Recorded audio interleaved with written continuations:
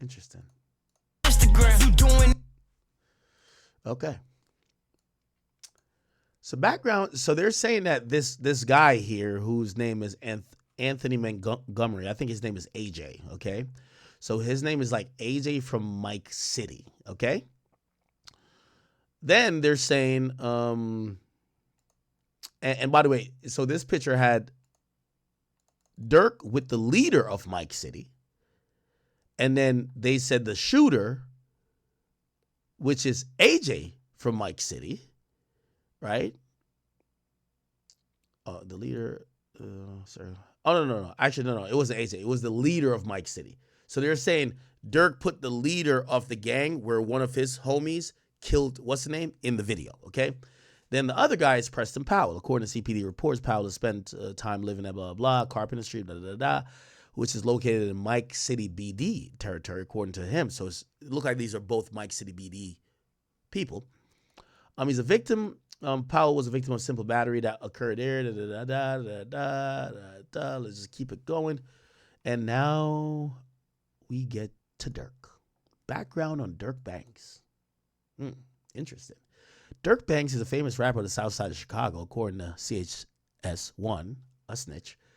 Conversation with CPD gang officers who are familiar with Black Disciples, social media postings, and public source research, and a review of Lil Durk's lyrics. Durk is a member of the Lamron faction of the Black Disciples. According to CPD records, Lil Durk's brother, Dante Banks Jr., a.k.a. DTHANG, was shot and killed outside of a nightclub in Harvey, Illinois in June 2021.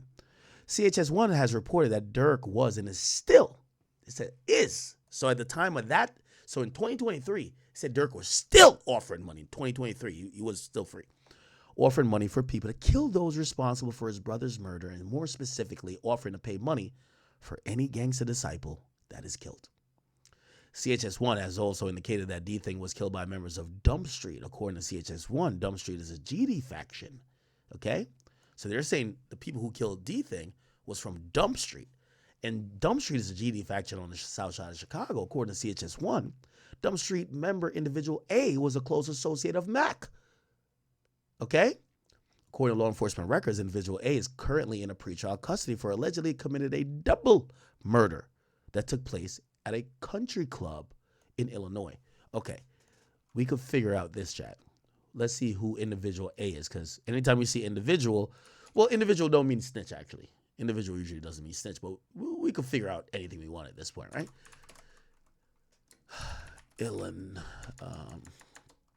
Yeah. Okay, man arrested after two brothers killed in, okay, so this is a double murder. So individual A is, who is this? Armani Green. Okay. So these are the two people who died. And Armani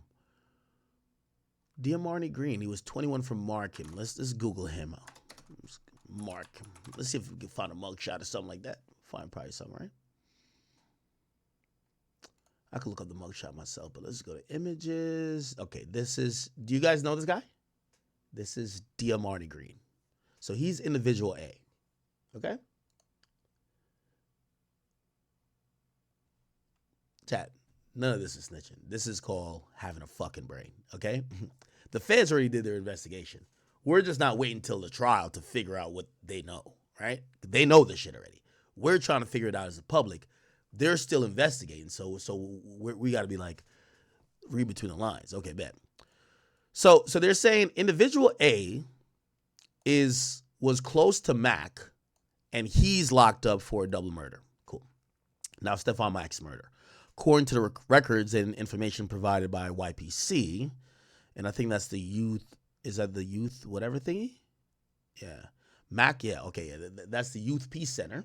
Mac arrived at the Youth Peace Center at 12:07 on January 27. Based on the video surveillance provided by the YPC at approximately 2:22, while Mac was still inside, a 2014 black Chrysler sedan with tinted windows carrying the shooters arrived at the parking lot. The Chrysler was initially parked on the east side of the parking lot, facing the YPC. At approximately 2:25, the Chrysler moved to the west side of the lot, facing eastward. The shooters remained in the Chrysler for approximately 40 minutes, apparently waiting for Mac to leave YPC.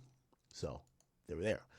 Based on the surveillance footage provided by YPC, Mac exited the YPC and began walking across the parking lot at approximately 2:59 p.m. As he walked towards his car, two masked individuals emerged from the Chrysler, one from the driver's side door, shooter A, and the other from the front passenger side door, shooter B. They began shooting at Mac, who fled eastbound from the shooters. Based on the video surveillance, right, as well as information provided by the CPD concerning Mac's autopsy, and recovered evidence at and around the crime scene, shooter A pursued him on foot, shot him to death with a Ruger AR-556. Let's look how that looks. Ruger AR-556. So with a gun that looks like this. Okay. Maybe sawed off a little bit, but, you know, niggas. Based on the ring camera footage obtained from residents located on the 300 block of the West 110th Place on Chicago, blah, blah. After killing Mac, I believe shooter A fled eastbound from the YBC. As so he did, the ring camera footage captured shooter A yelling something to the effect of, "Marley! Yo, come on, Marley!" Perfect. You got to yell, "Come on," and name the person you're telling to come on after you've done a murder. Ring camera footage depicted shooter A fleeing from the YPC after killing Mac. No need to have a mask on, wearing all black clothes, face coverings. When you're going to yell out the person's name, that's also wearing the same shit. Let's wear a face mask, but just talk to each other. Yo, Mike Evans, come on, nigga. We gonna kill this nigga right now. Yo, Mike, let's kill him. You know, they can't see us. We got a mask on. What you talking about? We sliding. Perfect. According to the records and information provided by CPD, a Ruger AR-556 rifle bearing, whatever, was recovered in the backyard of a vacant residence. So they found the gun. Okay, cooked. They found a gun. They got you there. They see you get out there. They know the shell casings of that gun and the caliber in the autopsy. Like, you're pretty much cooked. And also they have you on camera saying words. Okay, you're pretty much cooked. Bet. According to the records and information obtained by the Bureau of Alcohol and Tobacco, so this is the ATF. The Ruger was purchased by individual B at Federal Firearms located in Atlanta, Georgia. Ooh. So somebody bought this in Atlanta. So they clearly, you know, the feds don't play. They kick somebody's door down. Motherfucker, who did you give this gun to because they just murdered somebody with? You bought it legally. They got the gun. You tell us or we about to get you in this murder. So they probably, I don't know if they told, but they probably made some excuse of, oh, no, I lost the gun. I filed a police report. No, okay. Because they're listed as individual B. Based on surveillance footage provided by YPC, information provided by the Chicago Police Department, information provided by Victim 1. Who's Victim 1? We'll figure it out. Shortly after the shooting commenced in the YPC parking lot, Victim 1, who was YPC's security guard, okay, so the security guard's also listed as a victim, stepped outside into the parking lot and was shot in the left leg. Okay, so they're definitely getting charged for shooting him, okay, by shooter B. So shooter A is this guy, skinny guy, okay, he was calling Marley, and then we now know Marley is this guy. He looked like me or Flacco running down the road. He looked a little hefty, you feel what I'm saying? So this is shooter B. Okay, bet. So shooter B fled westbound on foot and looked like he's already out of breath. Come on, gang. We already know what it is, all right? You know what he's probably thinking? Stop calling my motherfucking name, nigga. Nigga, stop calling my motherfucking name, right? By the way, interesting to note. All right, we'll get to that. So Montgomery is shooter A, all right? And then Preston Powell, I believe, is shooter B. I guess, is his nickname Marley? Why is his nickname Marley? I don't know. Okay, so shooter A is AJ, which is Montgomery, and shooter B is Preston Powell, named Marley. I guess street name Marley. As discussed in more detail below, I believe that Montgomery is shooter A, and according to reports by the CPD, the Chrysler was reported stolen around January 20th, 2022, so they stole it a week before, okay? According to the records and information provided by CPD during the search of the abandoned Chrysler after the shooting, law enforcement recovered subject one's phone in the front seat of the car, okay? Oh, wow. if you're going to do a murder, hey, I got to clap it up for this guy. He's smart. If you're going to use a stolen car to do the murder and you have your phone on you that's tracking your location, getting calls and sending messages, of course you should leave your phone in the stolen car after you run away from the stolen car. I would say he's an idiot, but if everybody knows my boy left it on the charger, he's at least getting his battery time up. Salute to that man. My boy left it on the charger. That's a real nigga right there, man. Real nigga shit, man. Can't even cap. My boy left his shit on the charger. And look like, is this Dunkin' Donuts coffee? You got to get some coffee before you clap a nigga. That's a fact. Left it on the charger. Oh, this is great. Perfect. All right. I ain't mad. I ain't bad.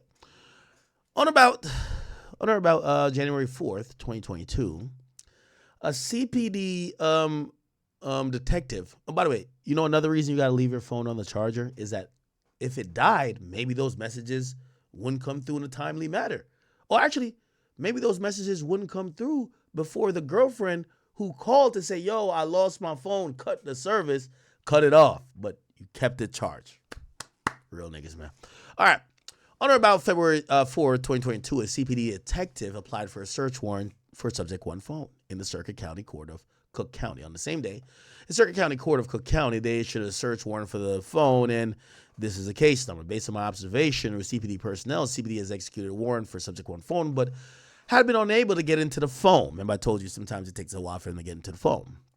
FBI since executed a search warrant on subject one phone and is still attempting to get onto the phone. So they haven't fully gotten into it yet. So this is why they're also, they rather just hit AT&T, that AT&T could provide, just the phone, the messages, right? According to records and information provided by Apple linked the account. So Apple won't give you access to the phone, but they'll give you the IMEI number, right? So they gave the IMEI number, which is associated with this phone number. So they're subpoenaing AT&T and Apple. They get IMEI, which is like a device code from Apple. They get the any data and forward correspondence or phone calls or whatever that's going to go to the phone. They get it from AT&T, but they can't get into the phone itself, right? So it's showing that, bro, one thing Apple does good, Apple tells the feds, tells all police, fuck off. We're never going to open a phone for you if it's locked by that person. Now, obviously, they have their own ways to get into phones, but sometimes it takes a while. All right, perfect. So it was here, secondary email address of here, and it was the residential address of here. Bet. FBI received the Illinois State Police Division of Forensic lab report, and the lab report said there was DNA match between a biological material recovered from subject one's phone in Montgomery, basically fingerprint or DNA that he left on the screen. If you ever use your phone, you pressing like the oils from your finger that naturally generate your phone. Shit could be a hair follicle, could be sweat, could be spit. Your niggas is, niggas be like, man, fuck you, bitch. Like all your spit lather in the phone. Well, when the police get your phone, they'll be able to get some DNA off of that. So they did a forensic report. They probably swabbed that nigga's mouth or some way got his DNA, matched it to the phone. Nigga, we know you was using the phone. Again, I keep telling you, you can't beat the cops. If they want you that bad, the only way you could get away with crime is killing somebody that nobody cares. You kill a celebrity, you kill someone of high importance that they're going to deploy hundreds of thousands of dollars in resources, you're getting caught. You kill some random bum in some random city that just doesn't have the manpower to solve it, you'll probably get away for a while. Okay? But in most cases, if it's like high profile, fuck no. Okay, it's too much, right? So they identified that this nigga had the phone by his fucking DNA. Like, come on, bro. Come on. Again, I know most of y'all think y'all could do like perfect crimes. Bruv, they're using your DNA to prove you used the phone. Like, my nigga, like, you can't even see DNA. Like, come on, bro. Like, you can't do crimes no more if you want to not get caught. All right, bet. Cool. The listed subscriber for the phone was individual C. Okay, and blah, blah, blah. Anyway, let's keep it going. So 3 minutes later, approximately 3:45, and approximately 44 minutes after he was murdered, individual C contacted AT&T using this number, reported that subject one phone had been stolen. Individual C is listed for blah, blah, blah. And yeah, cool. All right. And I think that seems like the girlfriend, right? Who's individual C? Has to be. All right, whatever. FBI conducted analysis of the contacts between this phone and subject phone 1. Okay, so basically, so they essentially identified what phone was contacting the phone they found in the car on the charger. They realized that one of the phones must have been had by the other guy that was the second shooter, and now they're kind of tracking or trying to decode what the fuck they were talking about, and this is where they're busting open the case because, of course, if I kill someone after being paid if I kill someone after being paid to kill someone 3 minutes after the murder while the police are rushing to the scene, the first thing on my mind is for me to hit up the other murderer, even though we ran separate ways, and ask him, when is the guy who paid us to do the murder gonna pay us for the murder? That sounds accurate, right? And that's exactly what happened, my people. So on about April 26th, law enforcement interviewed individual C. During an interview, individual C identified her. Okay, so I was right, Montgomery's girlfriend. And also verified that that phone number was hers. Again, no matter how great you fuck her, you could give her 15 kids. The moment she sit down with the feds and they said, we think you helped plan the murder, you're going down too. Yo, dick ain't that good. She's going to say, I don't know what's going to happen. That was my phone, but I had nothing to do with it. Okay, ain't no holding it down, and that's exactly what she did. She identified that she was the subscriber, and then and that number was her number for years. Individual C related that AJ, so the girlfriend said AJ, right, is a criminal. Of course, the girls are gonna tell that dick ain't that good. Okay, you know. When the niggas get smoked, the girl cries for about, they cry at a funeral, they cry for a little bit more, they get some more sympathy on Instagram, then a rich nigga slides in the DM, they're like, wait, is that a check mark, a blue one? Fuck that nigga, man, on to the next dick. So anyway, this chick gets interviewed, you realize she's probably facing some criminal charges. Your fucking phone is found in a car, stolen car, that was used to commit a murder. You're probably going to get charged. She's like, oh, no, ¿cómo estás? Like, I'll snitch on anybody. So they say, all right, who are these people? She starts spilling the beans. She says, yo, AJ, he's a criminal and a felon. Shout out to the women out there. Individual C related that she knows AJ have been convicted. So she's testifying to that nigga's. You know they could look up his criminal history, but they're getting her to talk. Probably gave her a nice little burger. Probably, we'll never know. Maybe some Chick-fil-A. Could even be some Chipotle. You never know. American Deli. Word to Yak Gotti. Got her doing good up in that motherfucking interrogation room. She's over here like, oh, that nigga a felon. This is how you know you're a felon. Man, I know that nigga was, she said she knows he was a felon because he was convicted before for UUWs, meaning unlawful use of a weapon. Oh, he been a shooter. That nigga been shooting at mad people. Interesting. Tell me more. Individual C related that she's never been present for any of his arrests. So basically snitching on him, but say, yeah, I ain't never been around, but I just know about that nigga. Perfect. Okay? Come on. Shorty, you can't get your nails done in jail. So tell on them niggas, man. According to the records and information provided by CPD during the search of the abandoned Chrysler, law enforcement recovered a receipt. You got to keep a receipt in case, you know what I mean? I don't know what's up with criminals keeping receipts. Yo, I went to Starbucks. I kept the receipt. For what? You can't even return the coffee, nigga. Yeah, I went to McDonald's and got a hash brown. I kept the receipt. For what? But okay. Kept the receipt. That was dated January 21, 2022. Jimmy Famous Burger from Jimmy Famous Burgers. You got to eat good before you go on a drill. Facts. Another receipt from a Walgreens. You got to get your gloves. Got to get surgical gloves from a local pharmacy. And if you do get them, you never know. Got to get the receipt because after you use a few, you might be able to bring it back. Who knows? Okay. Trust. So went to Walgreens, probably got a little surgical face mask, all that type of stuff. That's probably the place you would go to get that type of stuff, but you got to keep the receipt. Yeah. Video surveillance footage from the burger spot says that a black female customer was actually inside the restaurant. So, damn, that might be her. Hey, you bought them food, bitch. Like, what are you talking about? Now, it might be said that she was in that's proof that she was in that car. Okay, here we go. Bingo! So, it shows the black female inside the spot getting the burgers, right? Video surveillance from the Walgreens reflects the same woman was in Walgreens that day. So this is why you know shit is popping. You know why she's telling? She got them niggas the food and probably bought the gloves and mask and all that type of stuff.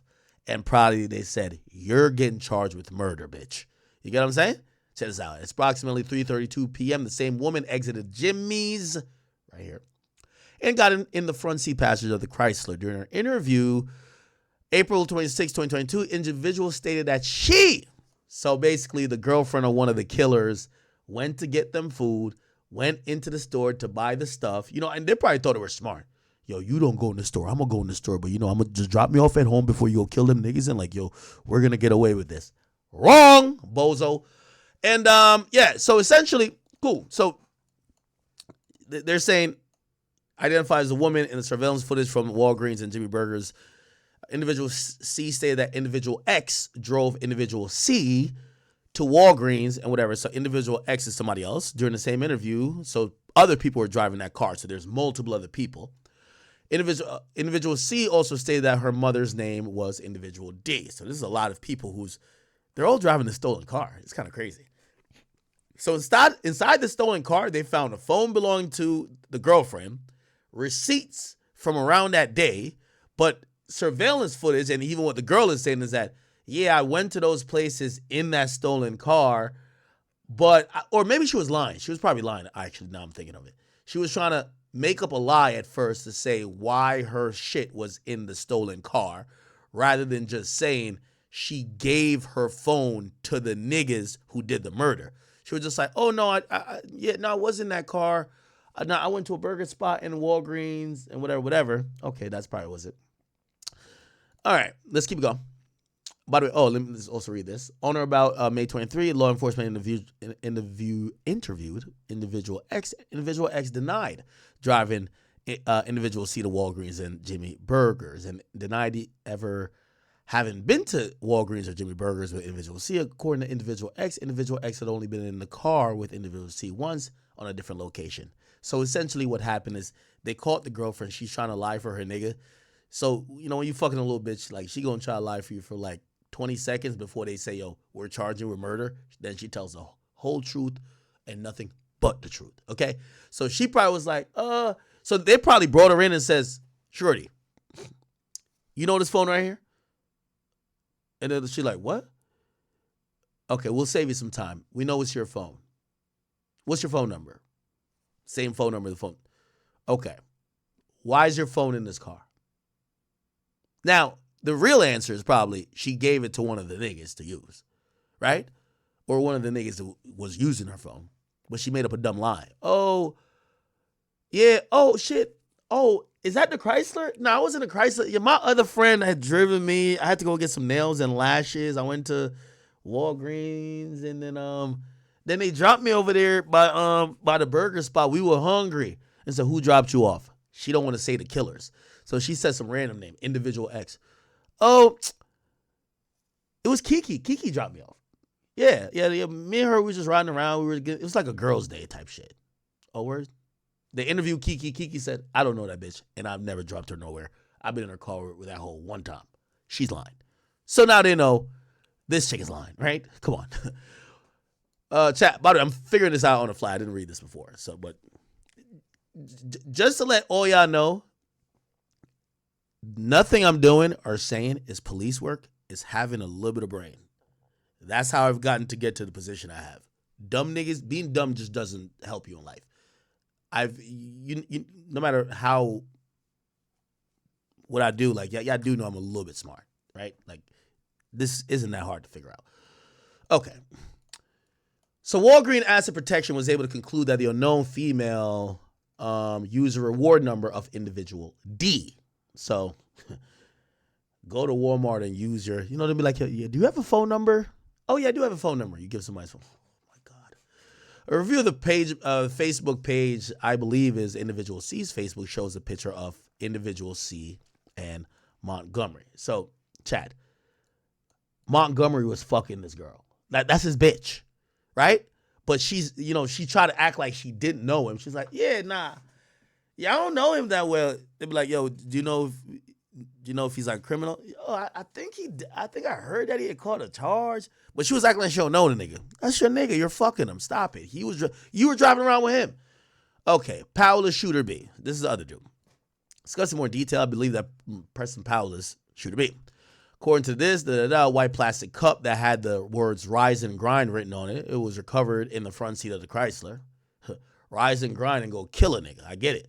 As depicted in the photo above, the plastic cup was in a cup holder closest to the front passenger seat of the Chrysler, where shooter B was located. According to the records and information provided by the Illinois State Police Lab, the fingerprints were identified on the plastic cup. Perfect. According to CHS1, Powell used the name JB Marley. Okay, so that's why the other guy was saying, Marley! Perfect. So, of course, your real name is Preston Powell, but your street name is Marley. And, of course, while on the drill, while y'all both are masked up, hoodied up, the other nigga, after y'all ran separate ways and he wants to get your attention, he shouts out your real name for all the ring cameras to hear. Marley! Perfect. It works. You know what I mean? These are brilliant criminals, chat. Okay. Which is the same name as shooter A yelled out minutes after the murder. According to the records that law enforcement reviewed from the AT&T subject phone 1 received 3 incoming calls from subject phone 3. Based on the telephone analysis and okay. Now, okay, I'm going to skip past a little bit because I want to get to stuff. I know you're like, yo, this is a great story, but where's Durk going to come in? I got you. So, obviously says, subject 1 phone was left in a Chrysler, so there was no answer. According to records, law enforcement reviewed from Sprint and T-Mobile, you know what I mean? So one guy got AT&T, or the other one phone has AT&T, the other phone, subject 3 phone, is Sprint T-Mobile. It was registered to individual E, okay? None of these guys got phones in their names. Perfect. They probably thought they got away with it, didn't they? All right. So, okay, Powell got arrested on, which is the same address that listed when Powell got arrested. So somebody in his house, he's on their plan or he was using their phone. Okay, so Powell's using the phone from somebody in his house. Could be a relative or a girlfriend. Who knows?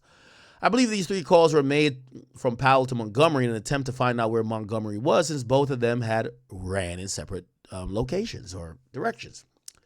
Powell was unaware at the time that Montgomery left the phone in the car, clearly. According to the records, law enforcement review from AT&T, Powell activated a new account and was issued a cell phone number, blah, blah. 5 days after the murder, and he used his name for this new phone and used this address. Okay, the telephone number, blah, blah. Okay, cool. Anyway.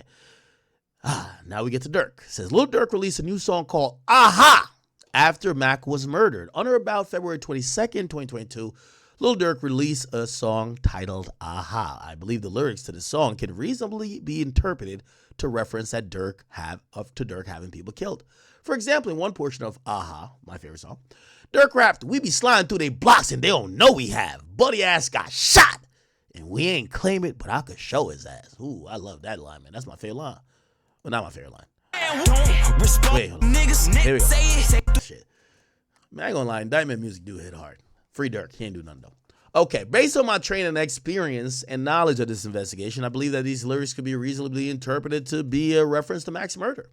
After Mac got murdered, an unknown individual recorded YPC surveillance video of the murder on what appears to be a separate recording device, possibly a cell phone, and distributed the video to others. Ooh. So after Mac was murdered, someone recorded the YPC surveillance video of the murder and sent it to people. Means somebody got the video from the murder and was sending it around. Wow. Additional lyrics from the Aha music video state, "My brother D-Thing just got killed and I've been slow since. But we got back on they ass.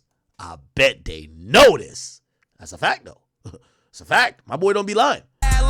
And on bro, I'm speaking facts. This ain't no diss. Like, come on, bro. Keep the police out my business. We don't post shit. Here we go. Keep the police out my business. We don't post shit. Trigger happy. I be with Zoo. I be on 450. I ain't gonna lie. This nigga be going crazy. Nah, Durk. You the GOAT, man. This is innocent shit, though. Real talk. Anyway, we got back on their ass. I bet they know this. So I believe this lyric is a reference to the paragraph above related to Mac's murder for the reasons stated further below in section 2 and section 2M and 2N. describing law enforcement's review of jail calls and social media posts. Here we go. Montgomery and Powell may have exchanged text messages concerning payment for Mac's murder using subject two's phone. And on or about February 19th, Montgomery was arrested by the Illinois State Police after fleeing in a stolen vehicle. According to records I reviewed from the New Lenox Police Department, Montgomery's phone was inventoried by the Illinois State Police when Montgomery was arrested. The phone recovered from Montgomery was a Apple iPhone 12 Pro with a telephone number this and IMEI number this. AT&T records for the phone revealed that the device was activated on the 2nd under individual C's AT&T account, which is the girlfriend of, we all know, Montgomery. So that's his girl, which is 6 days after Mac was killed. So what pretty much happened is the girlfriend, this is crazy. Like, this is some stupid shit. The girlfriend realized that AJ left the phone in the stolen car that did the murder, called to cancel. Yo, I think I lost my phone. Could y'all cancel it? They cancel it.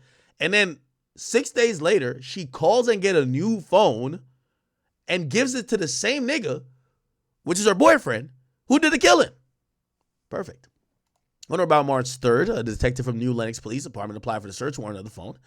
And on the same day, it was issued a search warrant. During the execution of the search warrant, law enforcement discovered a series of text messages between Subject 2 phone and Powell 2 phone saved as contacts in Subject 2 phone under Powell's nickname, Marley 2. The exchange of the messages that law enforcement discovered reads as this. Chat, check this out. I can't believe it. Durk, never hire these guys again, okay?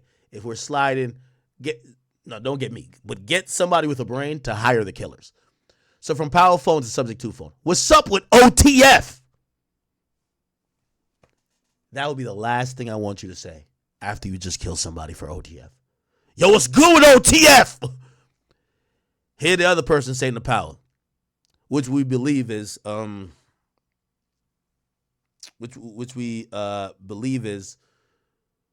the person messaging Powell, we believe is AJ. So we believe it's AJ and Powell, or AJ and Marley. Okay. What's up with OTF? Nothing. So Powell then says, what do you mean? They not paying? Then AJ says to Marley, yo, we waiting. He comes up here on the 17th. Then Marley sends to AJ, yo, stand on that. Why you with Durk and them? And by the way, I'm guessing, so check the dates. So they're asking about payment on the 10th of February, right? You see the next message is on the 17th of February. I guess they didn't get paid. So one guy is mad and he's texting the other guy, yo, stand on it. Why are you with Durk? He's kind of asking, why are you with Durk? You get what I'm saying? And then he sends a follow-up message. Did Durk give you that money? Ain't no fucking way. Chad.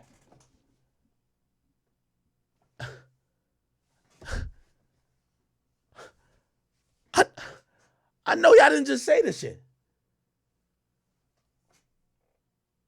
Look, chat, these messages, yo, chat, this is too crazy. What's up with OTF? This is the 10th. Nothing. What do you mean? They not paying? Then the other guy says, we waiting. He comes up here on the 17th. Exactly on the 17th.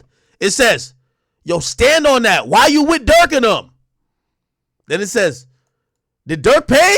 Did Durk give you the bread?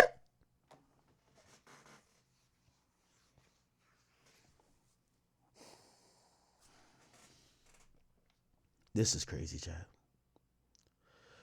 This exchange of messages began 14 days after Mac was murdered. Based on my training and experience and based on the investigation to date, I believe when user of Powell phone 2 asked the user of subject 2 what's up with OTF, the two were discussing Lil Durk and his affiliates. Based on my open source research and conversation with CH1, I know that Lil Durk's record label named OTF, commonly referred to as OTF, based on my review of social media posts and the music videos released by the members signed to Lil Durk's label. Including Lil Durk, I know that members of OTF commonly have tattoos or other paraphernalia displaying OTF. They show this. When the subject phone exchange says nothing, what you mean they're not paying the user of subject phone 2, indicating that they had not been paid for. When the user of subject phone 2 wrote nothing, prompting the user of 2 to question whether there was an issue with them being paid for the murder. When the user of blah, blah, blah said, we wait, and he comes on the 17th, the subject of the user of subject phone 2, indicating that he was waiting for Durk to come in town on February 17th to pay them for having murdered Mac. When the user of said on the 17th, stand on that while you're not with Durk and him, the user of blah, blah, says he was telling Durk, was telling the other guy to insist on getting paid when he saw Durk on the 17th. The next day, when the user of Powell Phone 2 said, did Durk give you that money? So the next day, they then said, yo, did Durk give you the money, bro? Just flat out. Did Durk give you the money? Now, we love Durk, and we know Durk wouldn't hurt a goddamn fly. So we're going to assume this is like money from, like, you know, maybe he bought some Jordans. Maybe he bought some, I don't know. Maybe he just bought some clothes. That's why that's why these guys are pressing Durk for the money. Clearly the cops think otherwise, but let's just think the best. Okay, let's hope for the best, chat. Maybe Durk was trying to buy some baby oil. Who knows? He was trying to do anything but not trying to pay for a murder. Okay? Did Durk give you that money? To the user of the other phone. The user of Powell phone was asking if the subject phone, blah, blah, blah, have gotten paid by Durk for the 2 having murdered Mac. Notably, I reviewed the Facebook page of the user with the public display name, blah, blah, blah. That's redacted. In February 22, and based on open source research, open source research means they Googled it. I know that Lil Durk was interviewed on so-and-so podcast on February 22. Who interviewed him?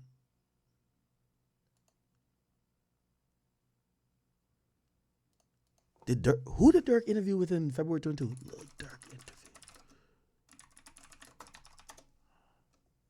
No, it ain't me. It ain't me. It is not me.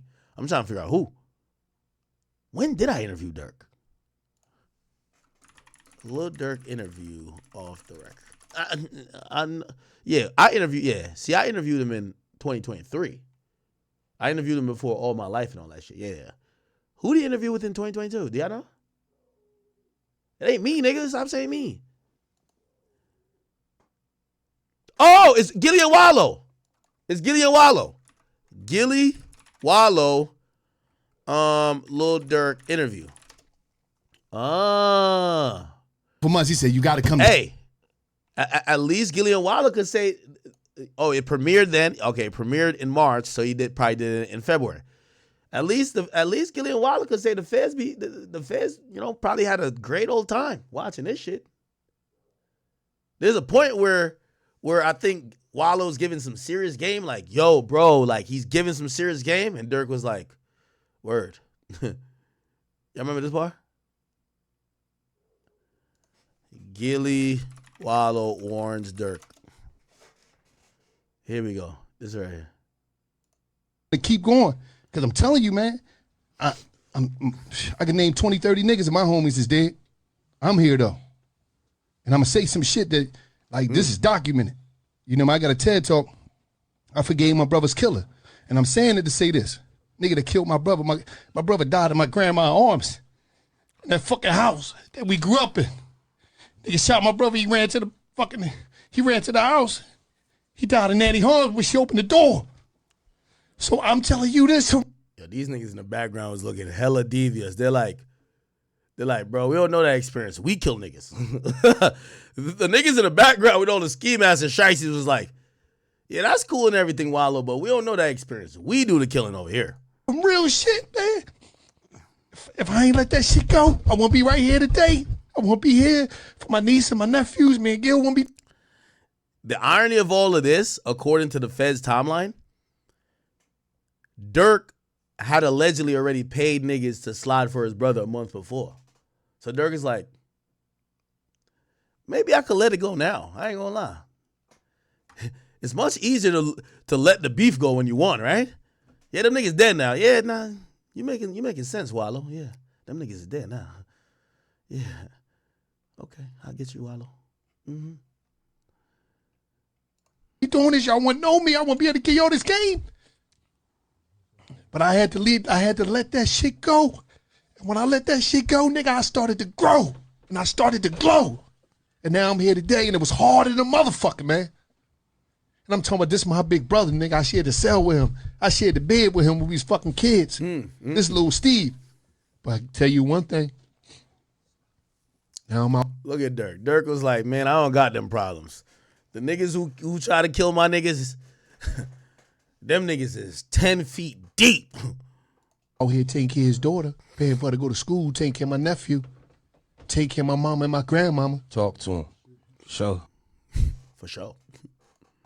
Because I forgave my brother killer, but you know, I understand. I understand what y'all going. Yo, I ain't gonna lie to you. With all due respect, did anybody think that Durk was gonna forgive anybody?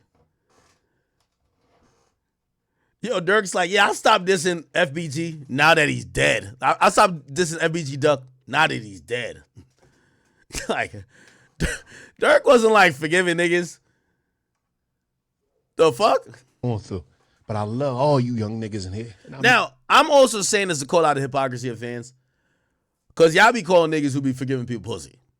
And it appears that Durk stood on everything y'all niggas was saying, nigga.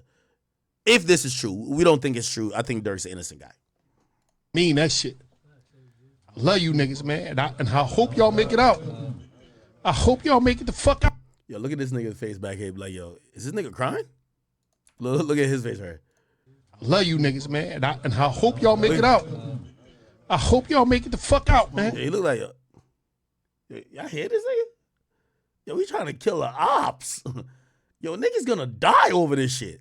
Man, he like straight up, man. It's so crazy. Yeah, this motherfucker really dropping tears for this shit. Like, you can tell Durk was, yo, Durk with his homies. Durk couldn't be like, oh man, like have an emotional moment.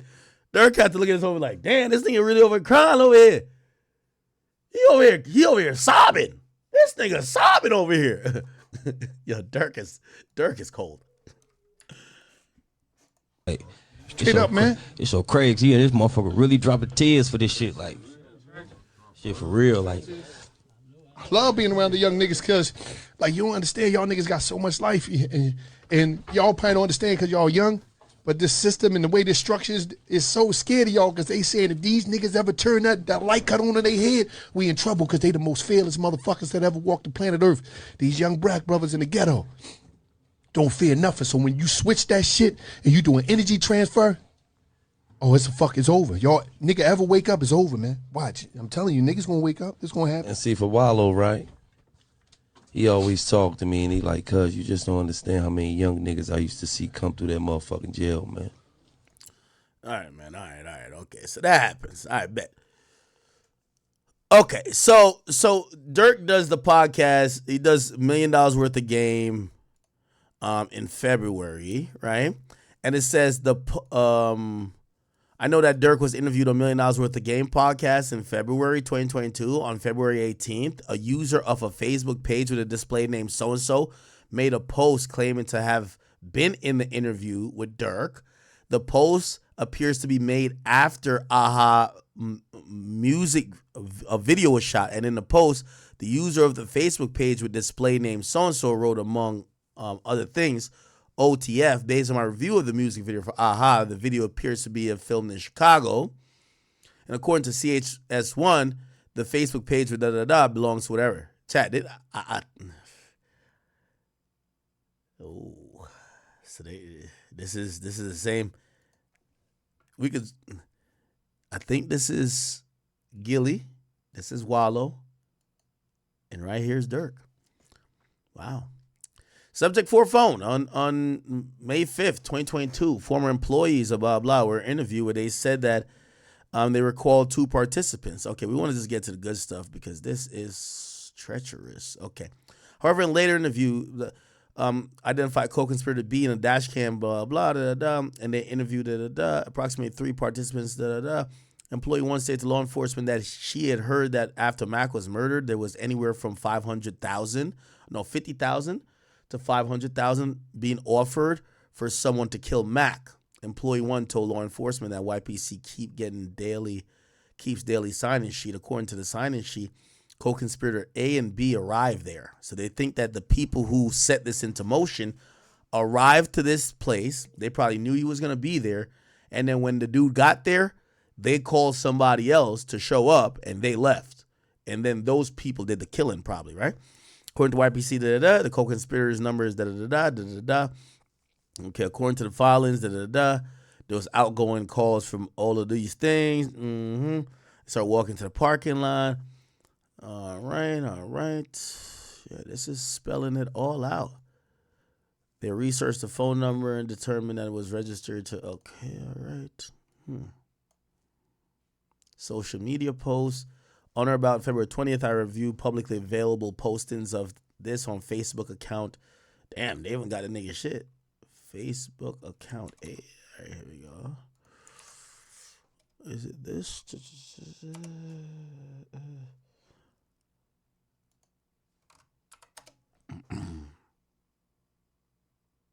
Hold on.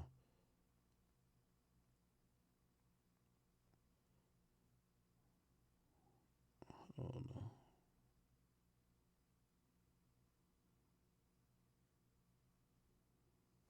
Okay. Oh, all right. Is it this? Okay. My boy studied at Harvard. Seemed like a smart guy. The hell? All right. Anyway. And I'm basing a comparison of the pictures to Montgomery on CPD records. I believe most of the pictures on the profile depicted Montgomery.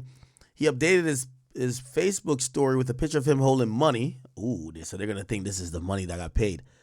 And the Lil Durk song Aha playing in the background. The Facebook story was captured by law enforcement, and the picture of the post is below.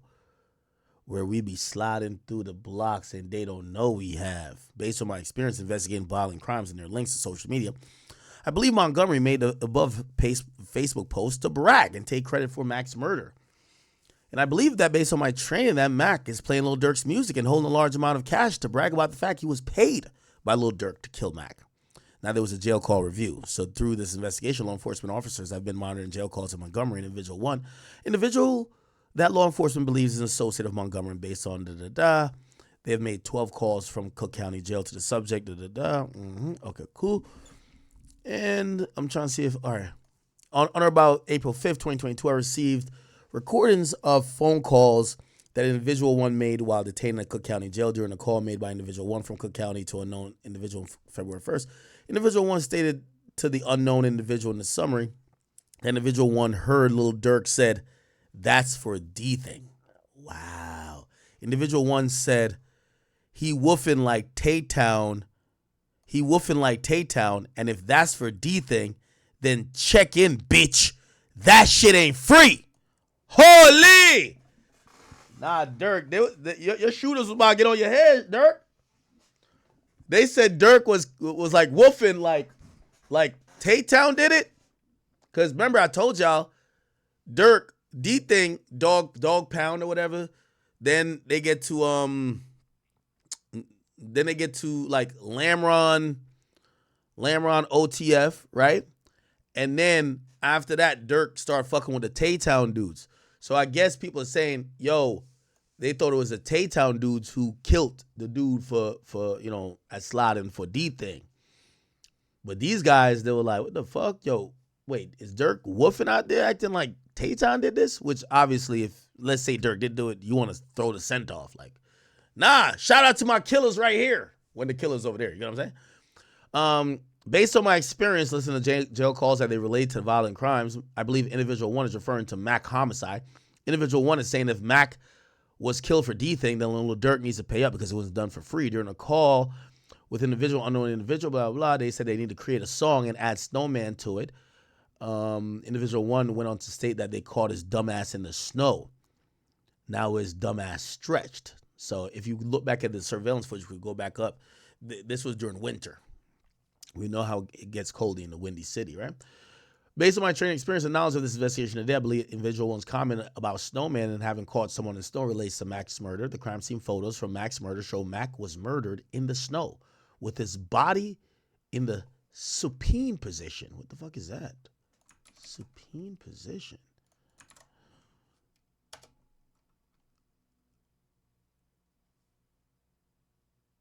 Oh, line horizontally with your face and torso facing up.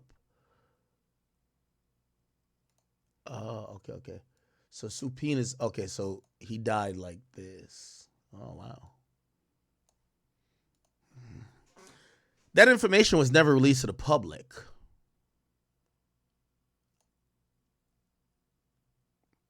So, so they're saying these guys are bragging about an incident of or a particular detail of the murder that never got released to the public. Now, in fairness, somebody who was, people be recording dead bodies at this point. Somebody could have passed that info on and they could have had it, but still the feds are using this to say they know something that we didn't release. It gives further proof that they probably did it, right? This jail call is important because it indicates that individual one spoke to someone with firsthand knowledge of the crime scene. Okay, now this is about this guy being a criminal, and then them searching cell site stuff. I just want to see if there's anything more on Durk, then we're going to skedaddle out of this one. Okay, bet. Yeah. And the agent is Thomas J. Callaghan. Thomas Callaghan, FBI.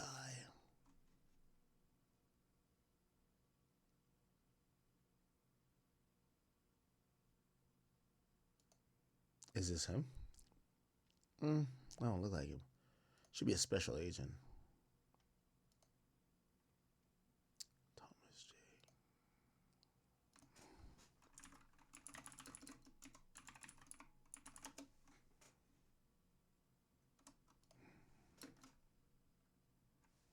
It's probably this guy. No, what the fuck? FBI.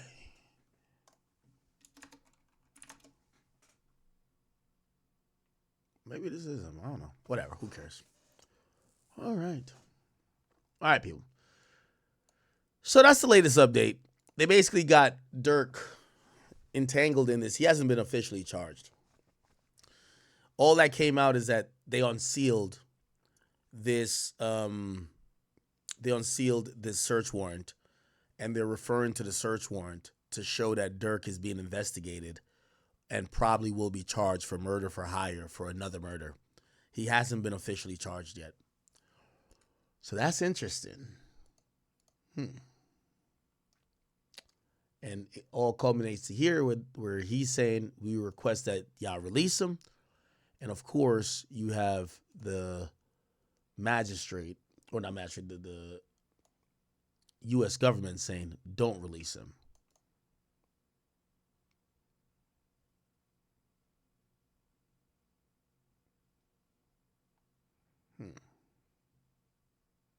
Okay.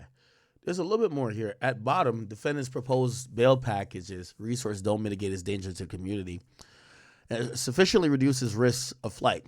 His funding or orchestration of the murder conspiracy shows that his proposed bail package are woefully inadequate to mitigate the danger he poses. Although it proposes he surrender his passport and location monitor, curfew, and intense pretrial supervision, any such limitations would all suffer from the critical flaw in that they depend on the defendant's good faith compliance in order to be effective. In particular, electronic monitoring does not prevent a defendant from committing crimes within the monitoring radius. And there's no reasonable way to assure that a defendant would not make impermissible stops or detours on his way to places permitted under the restriction. Moreover, the defendant has already shown that he cannot abide by even the simplest of conditions imposed on him while he's already in the custody at the MDC, despite clear instructions not to engage in three-way calls. The defendant has repeatedly abused the phone system at MDC. This is going to sound like it's the Diddy case. It's not. Such conduct. His actions in a already restrictive condition of confinement shows that there's a potential risk that he cannot abide by the bond condition of his own accord. Yeah. Which means that they're using this phone call and probably others, right? Durk, phone call from jail. This was probably a three-way call right here. Everything was his. Yeah. I feel back to you same. I came up here like, shit, where you from? What you got going? I came to it, yeah. Man, what? Fuck a PC. Hey. they said, I thought they thought a computer, you hear me? That nigga talking, he talking Man, computer. you send me upstairs, man. Fuck that shit. Hey, I respect your mom forever. Fuck a PC. You know, a lot of them niggas be going straight to PC. But yeah. Downstairs, they be like, man, you know you, man, send me upstairs. Whatever it is, I gotta adapt to it. Nah, for sure. Can't go no motherfucker. Yo, it's interesting to even listen to this call because, yo, you could tell Durk, no matter being up $50 million, yo, Durk's on the phone with two niggas and he's trying to impress them still. Like, yo, bro, yeah, they got me here for this murder shit. You know, man, you know these niggas just trying to put me on some PC nigga like I'm pussy. Like, what the fuck? Like, nah, and the nigga said, PC? What? Like, yo, bro, I told him, nigga, send me upstate, nigga. I don't give a fuck, nigga. I'm not getting on no piece. Like, Durk is still communicating to these niggas like, yo, bro, I'm like that. I'm real. Now, I'm not, of course, I believe that he is, but it's like, I'm going to be honest with you, like, I don't even think this would be a conversation you want to have at this point, given what you're facing. Like, trying to justify to the guys or trying to tell them that, yo, they trying to put me in PC, but I ain't going. Who the fuck cares? Like, right now, you need to figure out how to beat this and come back home to your family. You joking with the guys about, yeah, they think like, yo, wait, hold on. I don't know what type of nigga they think I am trying to put me in PC. Like, what the fuck? I told them niggas send me upstate. What's up? Not like, that might give you a little bit of mindset about, and again, you're going to criticize it, but Durk grew up in this. Durk's father was in jail. Durk grew up around people dying around him. Durk grew up around his brotherhood. A lot of it came from being in a gang, right? This is his validation. His validation ain't these bitch-ass rappers who never been through nothing. It's a reason why every time you seen Durk around any other rapper, he was punking them. Like, none of these rappers was doing anything that he was into. So, like, I could imagine he's not looking for their validation, right? Like, these rappers, they never did nothing. Like, Durk was actually doing it. So, like, he probably cared about validations mostly from the street niggas who, he probably would be like, yo, damn, I'm his shorty or whatever. I don't want that nigga to be like, man, yeah, Durk finally got in some real trouble. That nigga pussy, though. Like, he just went and locked down. My Jamaican accent. He went and got locked down. He stopped talking to all the guys. He stopped fucking with us. He not getting on the phone with us no more. He's sad. He might do some crazy shit. Like, nah, he's still on the phone with the guys. He's still, yo, yeah, we chilling, bro. We good. Like, laughing with him, everything. Now, obviously, I'm pretty sure he's not happy about his incarceration, but it shows you that if you're going to think about validation, this validation is coming from that. Which, by the way, this was like super important. And I watched this and I actually believe this a lot. I got to get Trench's news on my podcast. You know, when I listen to him, he's like the only Chicago person that has like a really interesting perspective. But he's telling it as it is. Let me see where we can play this. Where can we play this? No, not that. Damn, yo, Vlad be chopping up so much content. Where is that?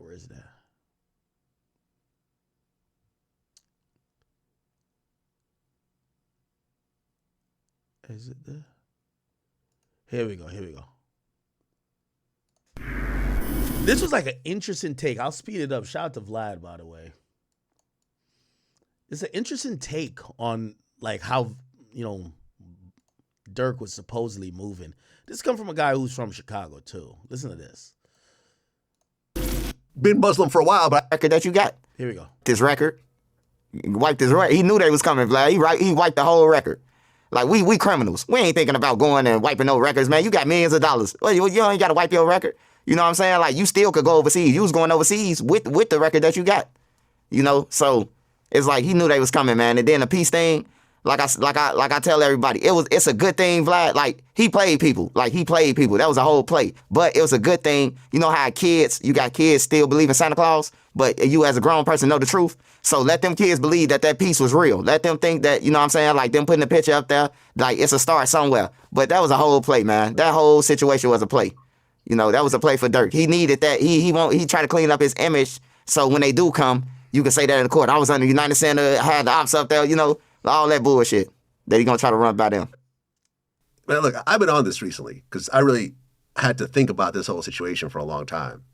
Because being in hip hop, you always have access to people who are violent, who are criminals, that will do violent things in your behalf, that are still in the streets.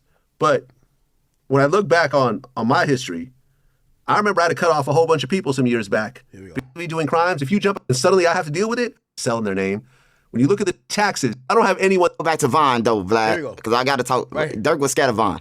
That's just bottom line. Him and the rest of them. They knew what Von was into. They knew what type of animal he was before he got out of jail. Like they know, like this dude is a killing, you know. And they wanted to be around him. Von got the streets. Durk ain't got the streets. Von got the streets. They called him grandson. People thinking he King David grandson. You see, that's interesting. I'm not fully believing it, but it's an interesting angle.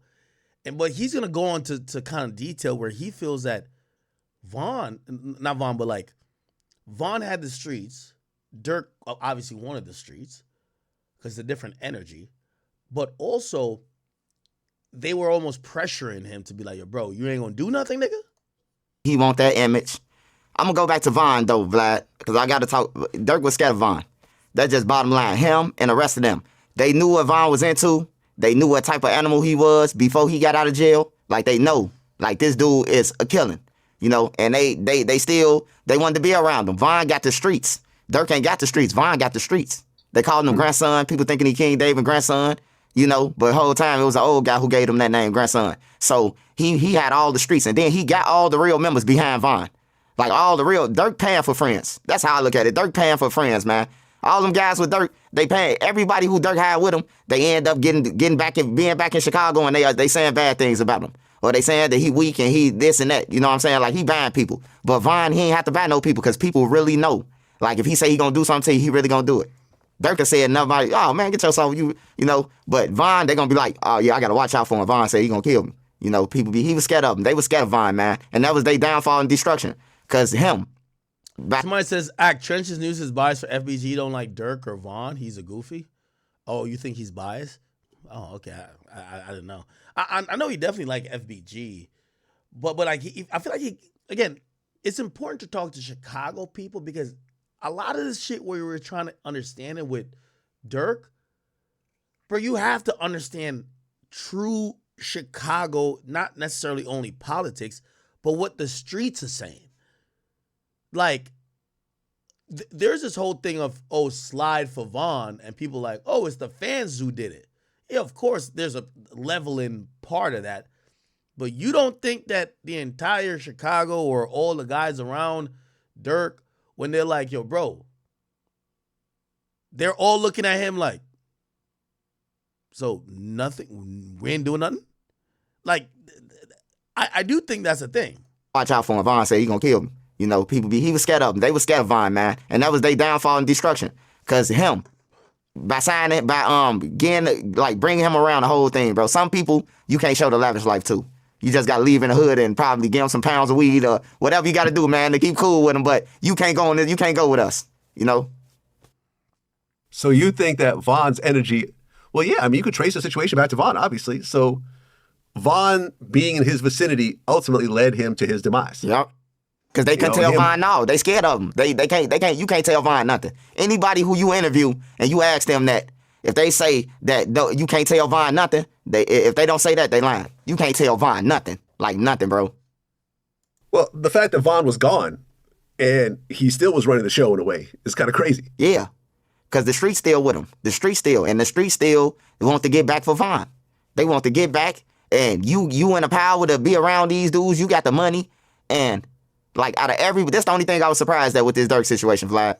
Like when they brought up the five guys on the screen, I didn't think Diddy would be there with him because that's Durk's friend. So I definitely didn't think he was gonna be there. But I thought it would be like some people we seeing in these videos waving guns around and jumping around like monkeys. It wasn't none of them. All KFC workers, man, the janitors and shit.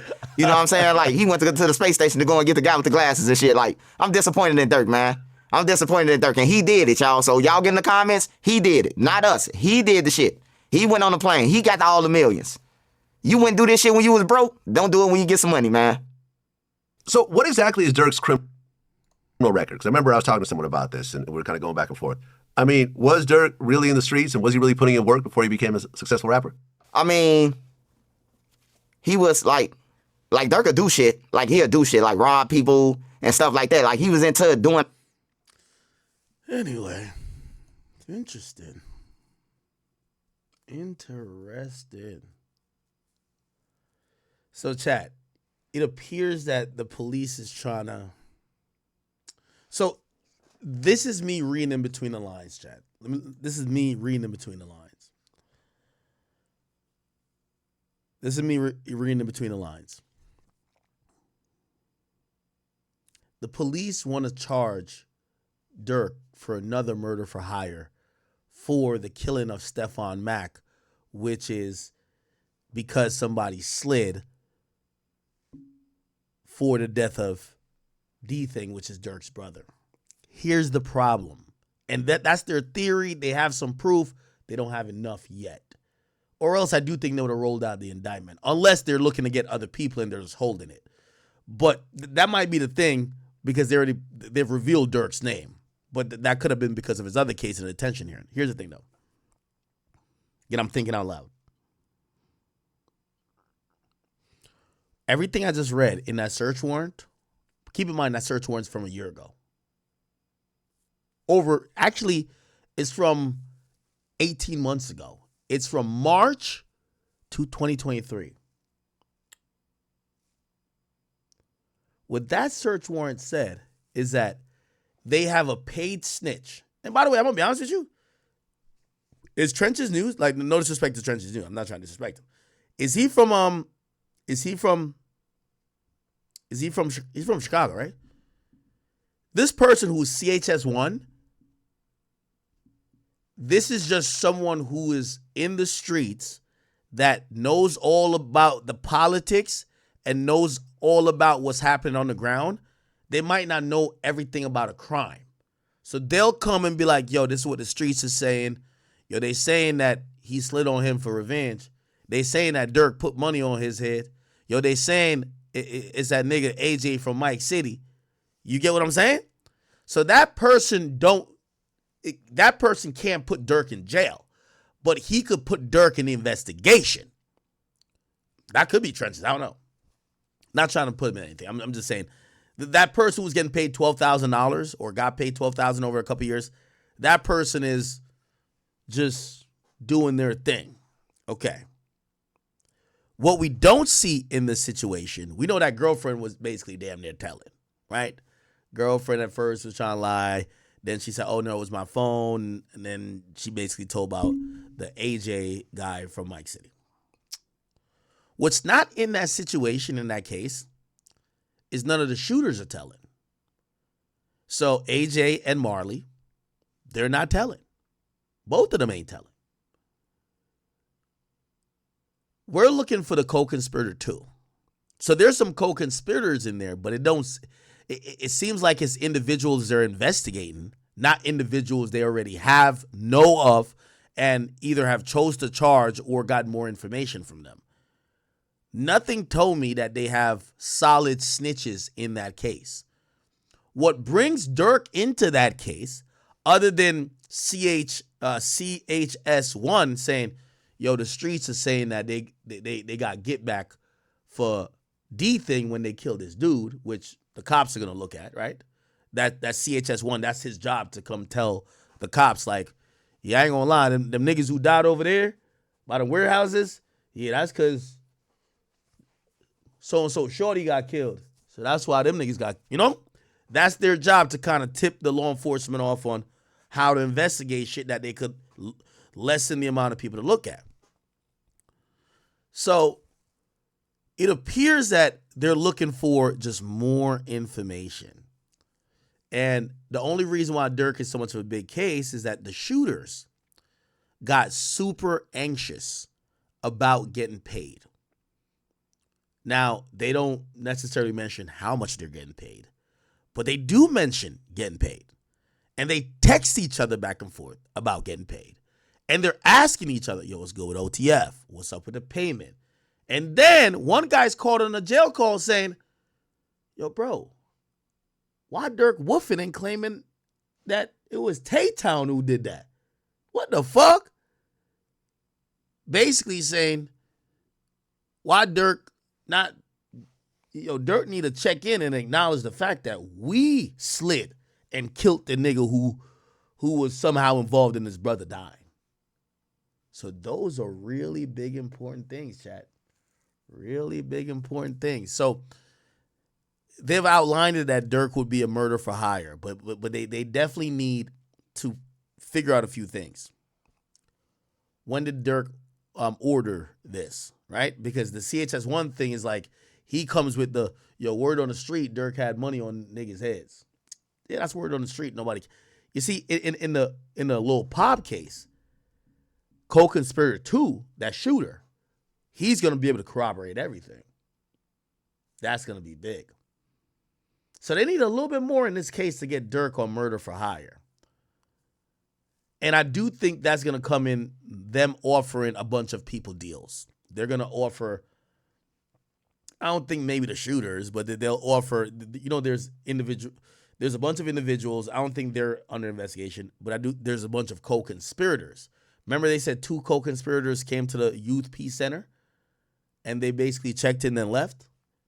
Well, those are going to either be charged with murder themselves or they're going to be accessories. Regardless, they could plead down probably. They could maybe plead down from a full murder charge to accessory if maybe if they could claim, all I was told to do was to go there and be there at a certain time and just give a call to see if when that nigga comes. I didn't know they were going to kill him. I ain't know. But I'll tell you who gave the call, and I'll tell you what I heard about blah, blah, blah, blah, and I'll tell you how Durk fits in. Okay, we'll drop your charge, but you're now a snitch. You get what I'm saying? Perfect. So this is going to be super interesting, man. They're naming him. Again, I want to be very clear. They are not currently indicting him. But in a recently unsealed, that whole case is sealed. I do think eventually he's going to get charged. The whole case is sealed. I looked through the case on stream before. It's all sealed. So I think he's going to get charged. They're running all type of warrants. They're trying to flip people. I think he's going to get charged. But in his current case with Lil Pop, which I think they feel based on the snitches they have, and it's all about the cooperants, right? I keep telling you, like, most of this stuff, one thing, y'all all gonna be like, yo, Durk, you dumb as fuck, nigga. Like, you dumb as hell. Y'all got to stop saying that. Anybody who decides to do a murder is dumb as hell. You're just going to get caught. And when they get caught, you're going to call them dumb.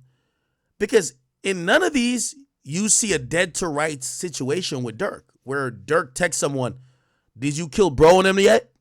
Did you kill so? Like, no. You don't see no message where he says, yo, after y'all kill him, just send me a video. I want to see the body on the ground. You don't see that. You don't see send me an account number. I'm going to wire you the money for doing that shit for me. We don't see nothing from Durk. We see the shooters or the other people who are thirsty for the money implicate Durk. But if those people stand tall and don't cooperate, it's still hard to tie it to Durk. If I had to break this down, and again, this is just me riffing here. I don't know. First of all, I think Durk is probably innocent. I like Durk. It's my guy. But if he did do these things, based on what I read, the pattern is this. Durk never communicated directly with any people who did the killing, which I would imagine he's thinking, I'm being smart. Second of all, he would communicate with a guy that probably communicate with another guy, and that other guy would do the recruiting. Also, I know Trench's News says, he was hella disappointed in Durk because he thought it was going to be some of the guys who was waving around guns in his video. I think Durk was trying to be smart by not having them around. That's why he's saying, Buka, could you put that switch on for me? He's not going to have Buka do a fucking murder. You get what I'm saying? I'll be with Zoo and them. Like, he ain't going to have them do a murder. He's shouting them out in songs, right? Like, didn't he get at, I think it was almost a line kind of aimed at Keith where it's like, I think it was Shoulda Ducked or something. It's like, you got your man hot, but you named his name in the song, you got your man hot. Right? Like, so he's not going to, what he was doing was, he was getting a guy that he fuck with, he trusts. That's the only guy that could sink him. right? The only guy who could really sink Durk in the whole situation with the only guy who could sink Durk in the whole situation with Pop is Vonnie. Because Vonnie's on the jet with him. Vonnie's dealing with the money in terms of going to buy the ski mask, renting a car, and go get the room. Vonnie could sink him. But he's only attached to Vonnie. Afterwards, Vonnie is fucking with Didi. And then Vonnie and Didi says, so Lil Durk, locked up, and they're charging him with a second murder for hire for his big brother. I'm not gonna lie, bro. Durk might be cooked, and there are snitches in both cases. When you got snitches in both cases, and it's like you're already at this point where, you're cooked. He's not gonna get a bail, bro. He tried fleeing the country, he's not getting a bail. Plus, this is for murder. Basically, like, his whole career is gonna be gone at this point. So when people look back, if people say, oh, the quote-unquote Durk versus YB beef, it's gonna end up being YB won unless YB crashes out and they have some bigger stuff planned against him. They're gonna say YB won. Because YB, at least, he's gonna get on, like, what, 2-3 years? Durk, who knows how long he's gonna be fighting this case for. He has the best lawyers in the world, so we just have to wait and see how everything goes. Just pray for Durk, hope for the best. Your boy Big X News, and I'm out.